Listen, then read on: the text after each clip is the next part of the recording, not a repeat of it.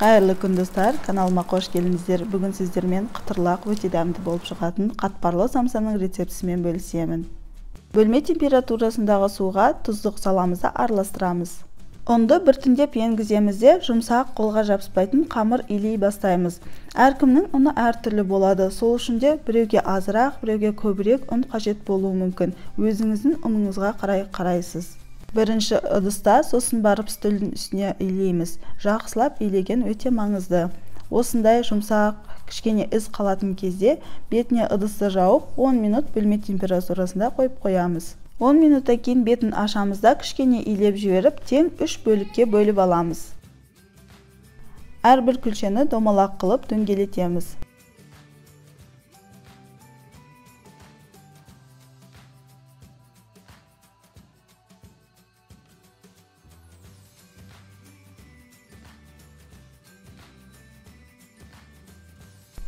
Екі дөңгелекті ыдыстың ішіне салып қоямыз. Ортасына ұн себу керек, жабысып қалуы мүмкін. Бетіне пакет жауып, бір жерге қоя тұрамыз.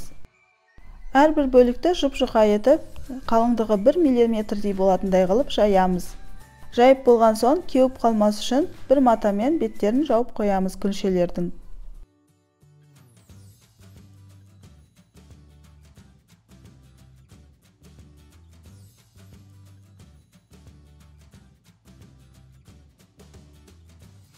Күлше жұп-жұқа болды, бір жерге ала тұрамыз да, қалған күлшелерді тура осылай қылып жаямыз. Сарымай жұмсақ болуы керек.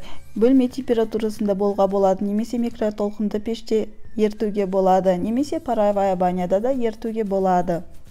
Кисточкамен немесе қолмен бір тегіс қылып күлшелердің үстіне жағып шығамыз майды. Бір күлшеге жаққан соң, екінші күлшені абайлап орналастырамыз да, екінші күлшенің үстіне тура солай жағып шығамыз.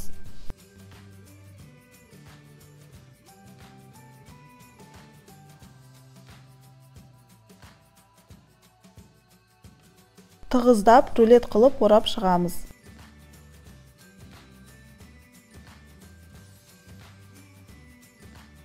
Осы шыққан рулетті тағы да рулет қылып, ортасына қарай ораймыз. Сосын ыдысымызға саламыз да, бетін ас пленкасымен жауып, 2-3 сағатқа тоңазытқышқа немесе 30 минутқа мұздатқышқа салып қоямыз. Салмасын дайындаймыз. Пиязды майда қылып тураймыз. Тауықтың етінде кішкентай квадратиктерге тураймыз. Бұл самсаны тауықпен емес, етпен де, фаршпен де жасай беруге болады. Тұз, қара бұрыш салып, жақсылап араластырамыз. Менің қамырым тоңазытқышта 3 сағаттай тұрды. Қалыңдығы 3 см болатындай қылып, үшкір пышақпен кесеміз. Ыдысымызға салып қойып, бетін орамалмен жауып қоямыз да, бір-бірлеп жая бастаймыз. Осы ингредиенттерден менде 19 орташа самса шықты. Сізде одан кішкентай, көбірек самса немесе үлкен, азырақ самса шығуы мүмкін.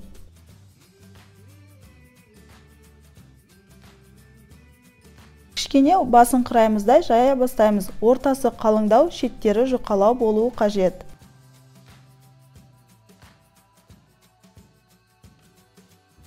Ортасына 1-2 ас қасық салмамыздан салып, 3 бұрыш жасаймыз. Жақсылап қыстырамыз. Сол кезде піскен кезде ішінен ештеңе ақпайды. Осындай әдемі самсалар шығады. Пергамент қағазының үстіне орналастырамыз. Маған бір форма жеткіліксіз болды. 2 формада пісірдім.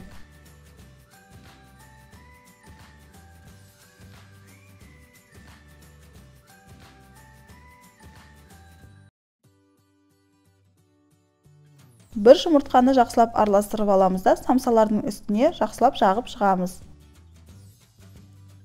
Самсалардың үстіне зере және күнжіт сеуіп шықтым. Сіздерде болса, сізде себіңіз. Алдын ала 180 градуста қызып тұрған пеште самсаларымыз әдемі болғанша 40-50 минуттай пісіріп аламыз. Самсалар пісті, осындай әдемі, қатпарлы, қытырлақ, өте дәмді болып шықты. Осы рецептпен істеп көрулеріңізге кеңес беремін.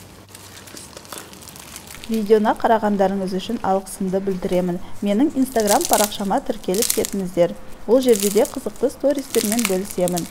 Менің каналыма тіркеліп, лайк және комментарий қалдыра кетіңіздер. Сіздермен болған башым, келесі видеоларда жүздескенше.